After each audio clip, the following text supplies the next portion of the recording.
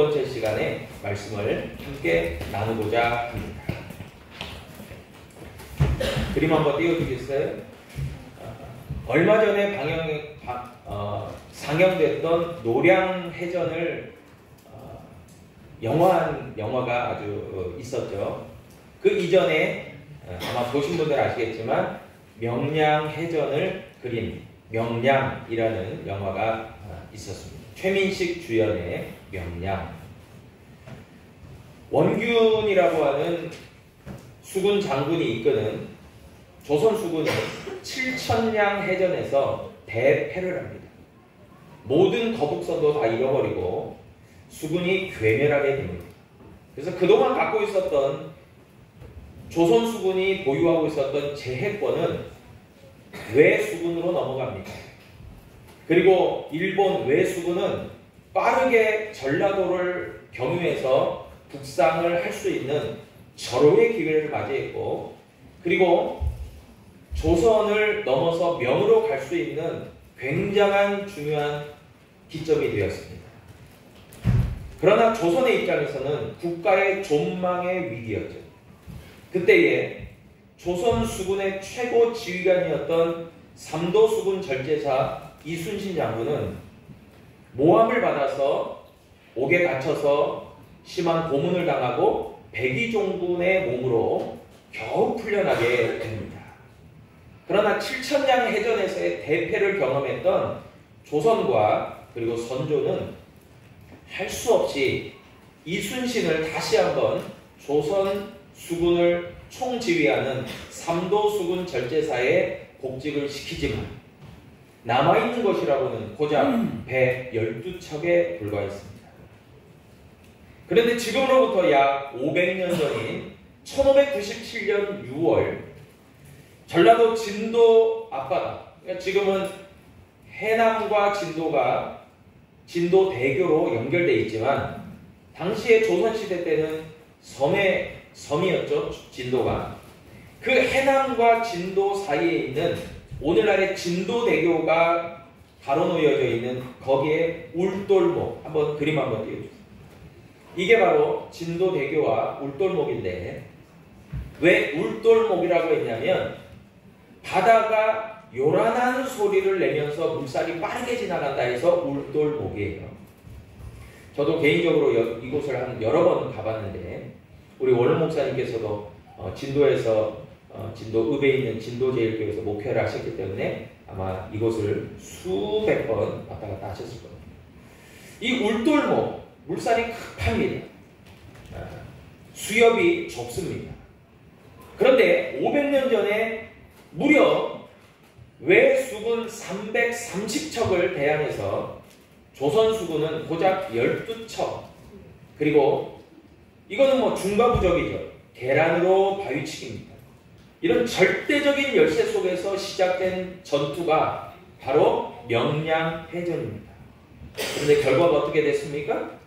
명량해전의 최후의 승자는 조선 수군이었어요. 임진왜란의 전체 판도가 이 명량해전을 기점으로 완전히 바뀝니다. 조선 수군은 다시 제해권을 얻게 되고 더 이상 일본 육군은 북상을 멈추고 이제 밑에 남쪽으로 외성을 쌓고 이제 포진하게 되는 그런 형국이 되는 것이 바로 그 기점이 된 것이 바로 명량해전이었습니다. 그런데 그게 500년 전인 1597년입니다. 시기가 비슷한 1517년 저 유럽에 당시에는 이제 봉건제도였기 때문에 독일은 아니었고 다 봉건제로 이루어진 각 영주들이 지휘하는 그 관할하는 독일이었지만, 독일에는 1517년에 캐톨릭 신부 중에 한 명이었던 마틴 루터가 비텐베르크 성당의 정문에 캐톨릭을 향해서 호소하는 95개조의 방방문을 붙이면서 종교개혁의 불꽃이 활활 타오르기 시작합니다. 그게 1517년입니다. 명량해전이 1597년. 마틴 루터에 의한 종교개혁이 1517년. 500년이 지난 오늘 2024년에 한국교회와 우리 은혜교회와 우리 성도들은 있습니다. 그런데 지금이 평화의 시기입니까? 믿음의 영적 눈으로 보면 위기의 때입니다. 많은 목사님들이 코로나 3년을 거치면서 약 15%에서 20%의 성도들이 교회를 떠났고 그 대다수는 20대, 30대의 젊은 층입니다. 그리고 교회의 주일학교와 학생회는 텅텅 비어가고 있고 그리고 교회에는 아무리 1000명, 2000명이 모이지만 80%, 90%가 50대 후반, 60대, 70대의 연령층으로 이루어져 있다. 그리고 앞으로 인구 절벽과 고령화로 인해서 교회는 더욱더 심각한 위기에 처할 수밖에 없을 것이다. 그러나 괜찮다, 걱정 없다 라고 하는 것은 마치 태양을 향해 눈을 가리고 나는 태양이 보이지 않아 라고 하는 자기 위안일 뿐이죠. 이 시점에서 우리는 명량해전과 마르틴 루터를 떠올릴 수 있어야 됩니다. 고작 12척의 배일 뿐이지만 위대한 승리를 가져왔던 성웅 이순신 장군과 같이 또한 비록 한 명으로부터 시작됐지만 위대한 종교의 개혁을 이루었던 그리고 오늘날의 개신교를 있게 했던 태동하게 했던 마르틴 루터.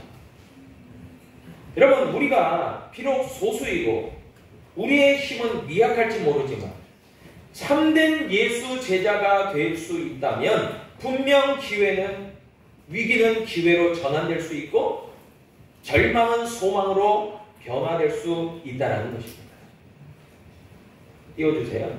리처드 존 로이 하우스라는 사람이 다음과 같은 명구절을 남겼습니다.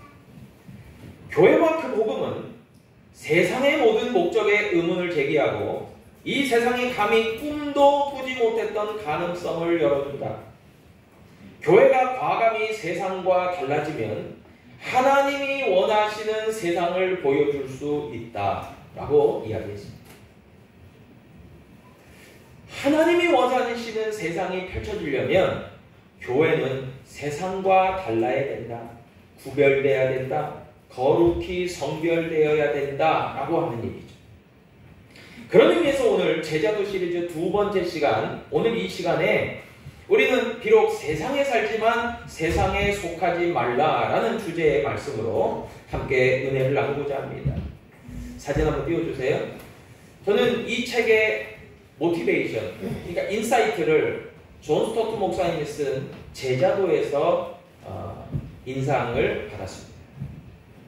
존 스토트 목사님은 영국이 자랑하는 강해 설교자 중에 한 명이고 굉장한 학자입니다. 이분이 쓴 존 스토트 목사님이 쓴 제자도라는 책에는 예수 제자가 세상에 살지만 속하지 않는 것을 가리켜서 불순응이라고 표현했습니다.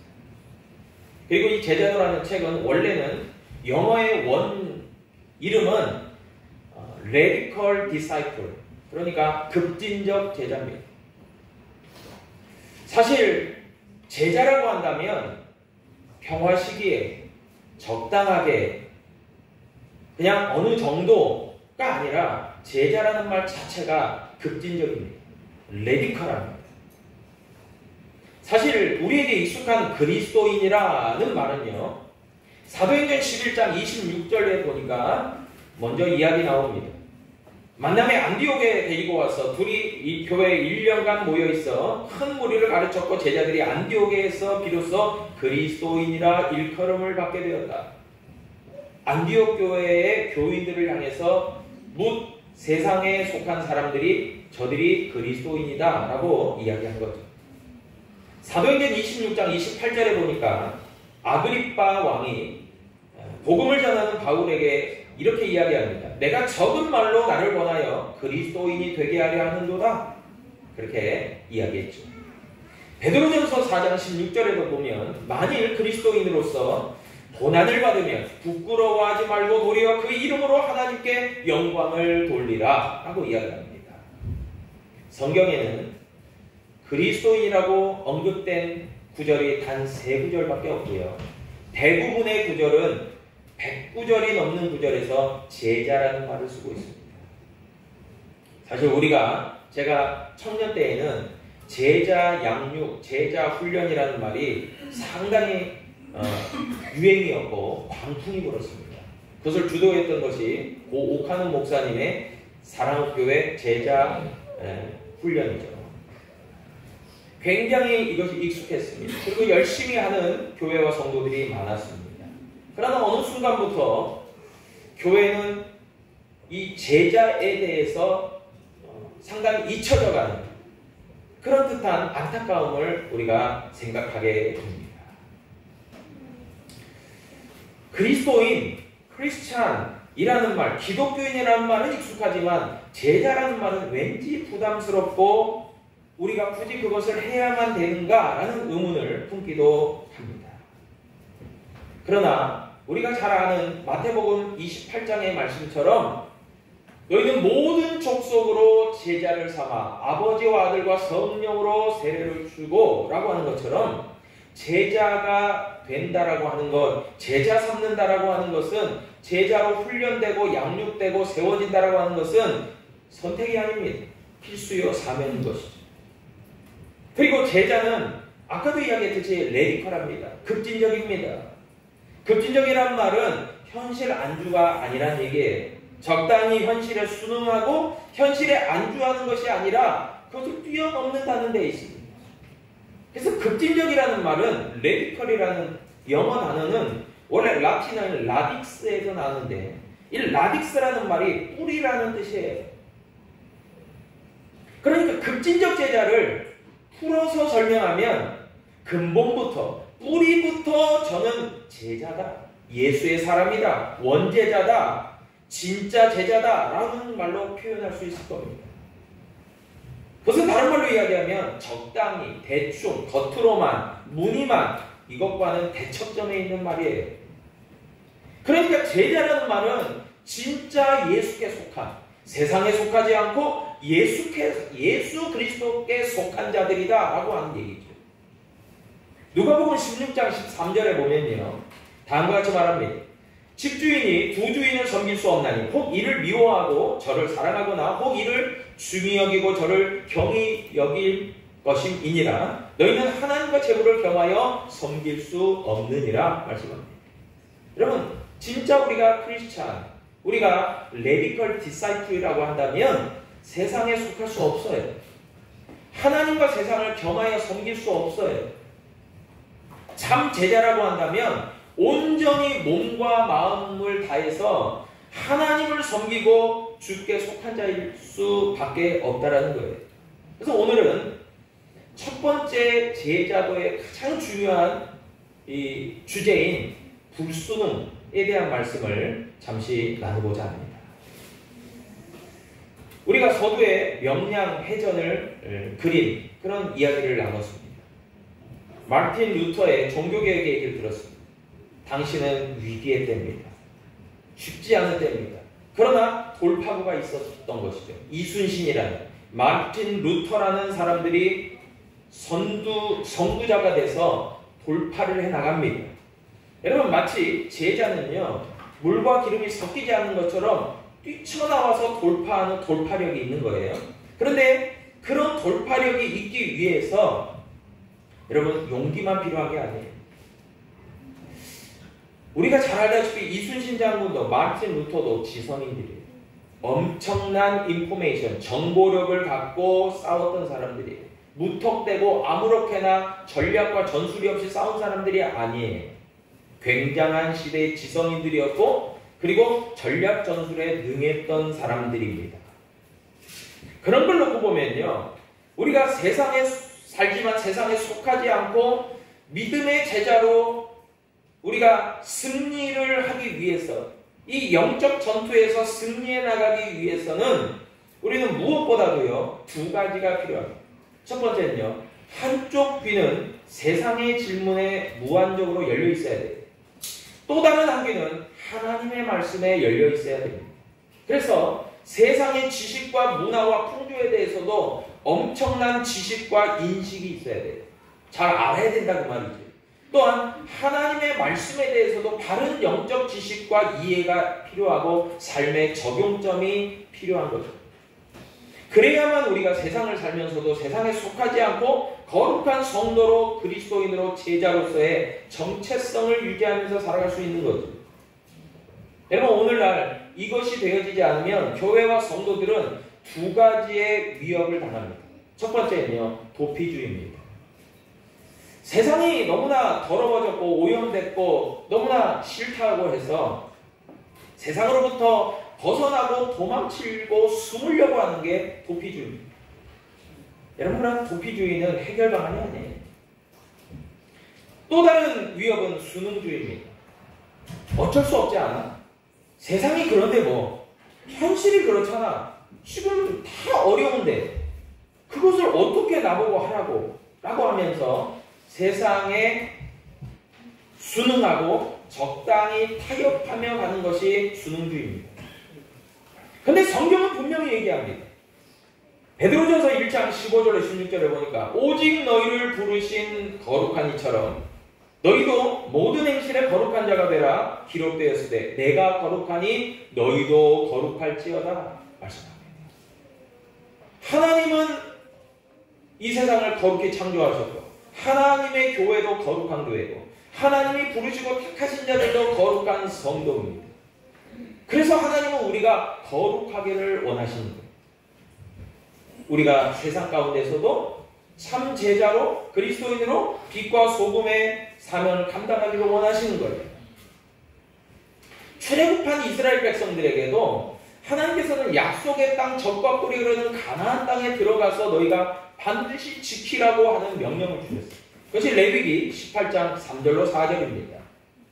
너희는 너희가 거주하던 애굽 땅의 풍속을 따르지 말며 내가 너희를 인도할 가나안 땅의 풍속과 규례도 행하지 말며 너희는 내 법도를 따르며 내 규례를 지켜 그대로 행하라. 나는 너희의 하나님 여호와이니라. 여러분, 우리가 세상에 살지만 이스라엘 백성들이 가나안에 들어갔지만 결코 그 땅의 풍속을 따르지 않는 것, 그리고 하나님의 법도와 하나님의 말씀만 따라가는 것, 그것을 우리에게 명령하시고 요구하셨다는 거예요. 그렇기 때문에 이 세상을 살아가는 우리들, 지금을 살아가는 우리 믿음의 성도들에게도 분명한 원칙과 기준과 사명이 있는 거죠. 그런 의미에서 오늘 본문 말씀 요한 1서 2장 15절로 16절은 다음과 같이 얘기합니다. 이 세상에 있는 것들을 사랑하지 말라.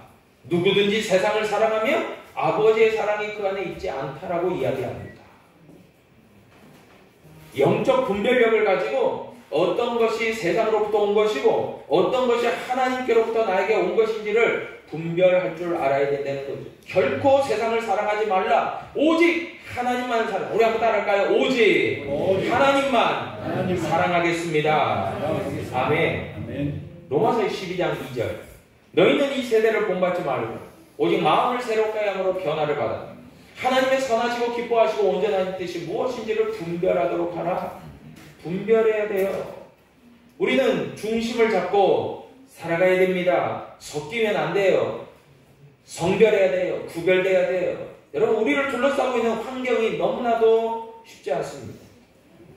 그렇기 때문에 우리는 중심을 바로잡아야 돼요. 아무리 배가 기웃던 풍랑에 그냥 금방이라도 뒤집어질 것 같지만 중심을 잡으면 앞으로 갈 수 있는 기회를 잡을 수 있습니다. 여러분, 그런 의미에서 오늘 우리가 처한 이 세상의 상황이 얼마나 녹록지 않은지를 네 가지의 예를 들어서 이야기하고 결론의 얘기를 하고 말씀을 마칠까 합니다. 첫 번째, 우리가 지금 현실로 맞닥뜨리고 있는 세상의 가장 큰 교회와 성도들의 위협은 우리가 우리의 세상에 순응하기를 바라는 세상의 강력한 위협 첫 번째는요, 다원주의입니다. 다원주의라는 것은요, 모든 사상과 생각이 나름대로의 타당성과 논리가 있다라고 이야기하는 겁니다. 그리고 그 모든 것들은 철학과 사상과 종교는 존중받아야 된다라고 이야기합니다. 이것이 어떻게 우리를 공격합니까? 기독교의 기본 진리와 근본 진리와 예수 그리스도의 유일성을 맹공격합니다. 그래서 우리가 잘 알다시피 천주교와 불교는요 상당히 친한 척을 하기도 합니다. 그래서 때로는 석가탄신일에 성당에 플래카드가 걸립니다. 부처님 탄생을 축하드립니다. 뭐뭐뭐 성당. 그리고 성탄절에도 불교에서 걸립니다. 아기 예수님의 탄생을 축하합니다. 대한 조계종 무슨 절. 이렇게. 여러분 세상 사람들은 그것을 보면서 종교의 화합이 있다고 칭찬하고 박수를 쳐줍니다. 그러면서 여지없이 교회를 향해서 비난의 화살을 부어댑니다. 가톨릭이나 불교는 저렇게 조화를 이루고 저렇게 서로가 공존하는데 너희들만 왕따냐? 이럽니다. 그런데요, 여러분 생각해보세요. 성경을 자세히 읽어보세요. 기독교는 언제나 왕따였어요. 제가 지난 수요예배 때 옆에 분에게 왕따가 됩시다 하니까 어색해가지고 못 따라 하시더라고요. 그래가지고 제가 풀어드렸습니다. 왕따는 왕 대신 하나님을 따르는 자들입니다. 그때 힘있게 왕따가 됩시다 막 이러십니다. 여러분 우리 기독교와 교회와 성도는요 늘 세상에서 왕따였어요. 예수님도 왕따셨어요. 그런데 놀라운 것은요 만왕의 왕 대신 예수님이 복음으로 세상을 다스리실 때는요 왕따가 지배자가 되더라고요. 절대자가 되더라고요. 권세자가 되더라고요. 여러분 우리는 그때까지 힘껏 나아가야 되는 거예요. 사실 다원주의의 공격이 맹렬합니다. 두 번째는요 우리가 잘 알다시피 물질 만능주의입니다. 물질주의라는 게 뭡니까? 단순히 물질이라고 하는 것이 세계를 구성하고 이루어져 있다는 사상이 아니에요. 그것은 1차원적인 물질주의입니다. 진짜 물질주의는요 이와 같은 피조 물질이 전 세계를 움직이는 동력과 원리다라고 이야기하는 게 이 물질주의입니다. 예수님께서는요 그런 의미에서 이런 물질주의를 깨트리는 말씀을 하신 거예요. 하나님과 재물을 겸하여 섬길 수 없다라고 이야기하신 거예요. 왜 그렇게까지 강하게 이야기하시냐면 물질이 만능주의가 되고 신격화되는 것을 강력하게 비난하시는 돈이 신이 되는 시대, 돈이 다 되는 시대. 여러분 그러나 우리 성도들은요 하나님의 말씀을 통해서 모든 세계는 하나님의 말씀으로 창조된 것이고 모든 것은 하나님의 말씀의 질서가 있을 때 조화로울 수 있고 그리고 하나님을 섬기는 모든 근본은 하나님의 말씀과 하나님의 통치다. 할렐루야. 여러분 이것을 우리가 믿고 확신하는 것이 저와 여러분이잖아요. 마태복음 4장 4절에서도 예수님 말씀하시죠. 기록되었을 때 사람이 떡으로만 살 것이 아니라 하나님의 입으로부터 나오는 모든 말씀으로 살 것입니다. 아멘. 여러분 돈이 우선이 아니라 돈은 우리가 다스리는 권세가 저와 여러분에게 있어야 되고 돈은 우리에게 소용되는 도구일 뿐이고 그 모든 것을 주관하시게 하시는 것은 하나님의 은혜와 권세와 말씀의 능력인 줄로 믿습니다. 아멘. 하나님께서는요 그와 같은 것을 우리에게 원하시는 거예요. 누가복음 12장 20절로 21절에 보니까 하나님은 이르시되 어리석은 자여 오늘 밤에 내 영혼을 도로 찾으리니 그러면 내 준비한 것이 누구의 것이 되겠느냐. 자기를 위하여 재물을 쌓아두고 하나님께 대하여 부요하지 못한 자가 이렇게 어리석다라고 말씀하셨습니다. 여러분 물질에 대한 탐심이 아니라 저와 여러분들은 세상과 구별돼서 자족하기를 힘써야 되고 때로는 이웃을 향해서 물질에 관대함이 있어야 되는 거죠. 빌립보서 4장 11절로 12절 내가 궁핍함으로 말하는 것이 아니니라. 어떠한 형편인지 나는 자족하기를 배웠노라. 나는 비천에 처할 줄도 알고 풍부에 처할 줄도 알아. 모든 일 곧 배고픔과 풍부와 궁핍에도 처할 줄 아는 일체의 비결을 배우노라. 아멘. 여러분 사도 바울의 고백과 같이 이런 일체의 비결이 제자의 모습인 것이죠. 세 번째 위협이 있습니다. 세 번째는요, 윤리적 상대주의. 여러분 참 매스컴을 통해서 우리는 끊임없이 이야기를 듣습니다. 현대의 도덕과 윤리는요, 해이해질 대로 많이 해이해졌어요. 그리고 이것이 급기야 상대주의로 갔습니다. 그래서 이미 동성애와 마약이 합법화된 나라들이 굉장히 많습니다. 여러분 동남아 같은 데 가셔서 가게에서 쉽게 살 수 있는 것을 사서 우리나라 들어오시면 바로 쇠고랑 찹니다. 조심하셔야 돼요. 유럽도 마찬가지입니다. 미국도 그렇습니다. 여러분 현대인들은 절대적인 기준이 더 이상 불편합니다. 그래서 상대주의로 갑니다. 그리고 왜 그것을 절대화해야지? 라고 생각하는 거예요. 이게 상대주의의 위협입니다. 그런데 이것이 가장 노골적으로 펼치는 장이 윤리와 도덕이에요. 아니 태어나기를 여자가 여자를 좋아하는 게 뭐가 잘못됐어? 아니 내가 남자인데 내가 남자가 더 좋아. 이것을 받아들일 줄 알으라고 상대주의는 우리에게 끊임없이 요구합니다. 그러지 않죠. 여러분 하나님의 창조 질서는 그것을 정면으로 거부합니다. 마지막 네 번째는요, 나르시시즘이에요. 여러분 나르시시즘은 지나친 자기애와 자아 도출을 얘기하는 말입니다. 나르시시즘. 이건요 1970년대에 처음 태동이 됐습니다. 처음에는 조금 더 긍정적인 면으로 태동이 됐어요. 자아 실현을 좀 해보자. 인간 잠재력의 회복의 운동으로 이 나르시시즘이 시작이 됐는데 80년대, 1980년대와 90년대를 거치면서 이 사상이 뉴에이지 운동으로 발전이 됩니다. 이 뉴에이지 운동은요, 결국 주장하는 것이 뭐냐면 우리의 문제는 우리가 해결하자라는 거예요. 이것이 굉장히 사상적 흐름이 되었습니다. 이것이 기독교를 공격합니다. 우리의 신앙을 공격합니다. 그래서 뭐라고 이야기하냐면 다른 곳에서 구원자를 찾지 말고 우리 스스로 구원하자. 이게 모토입니다. 여러분 다원주의, 물질주의, 윤리적 상대주의, 나르시시즘 굉장히 거센 파도가요 현대의 사회를 살아가는 우리 교회와 성도들에게 물밀듯이 밀어오고 있어요. 여러분 지금은 영적으로 위기의 때입니다. 유비무환이라고 하죠. 어려움을 미리 사전에 대비하는 자가 승리할 수 있고 이길 수 있다. 여러분 우리는 영적 유비무환의 정신이 필요해요. 그냥 아무 생각 없이 살아가면 우리는 결국 넘어질 수밖에 없는, 꺾일 수밖에 없는 우리들을 발견합니다. 그래서 저와 여러분들이요, 여러분 세상에 살지만 세상에 속하지 않기 위해서 깨어 있어야 될 줄로 믿습니다. 깨어 있어야 돼요.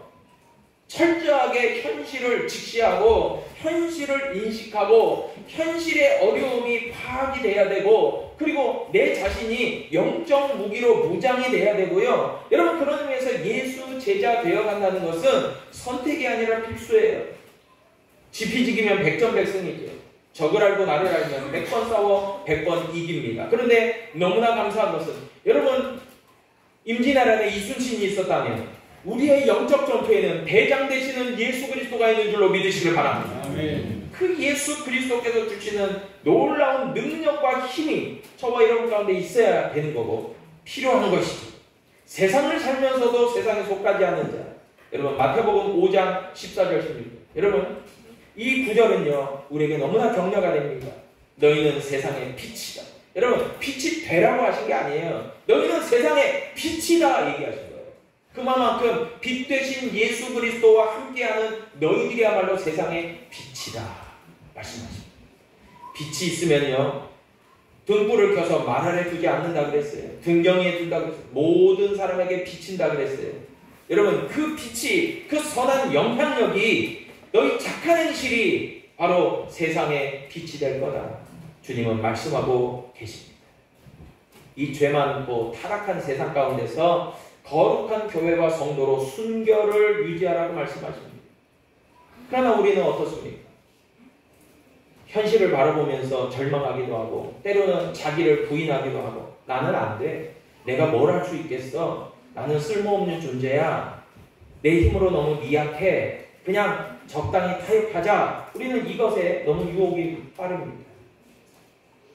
그러나 예수님은 끊임없이 우리에게 말씀하십니다. 그래서 우리가 중요한 것이 거룩성의 유지입니다.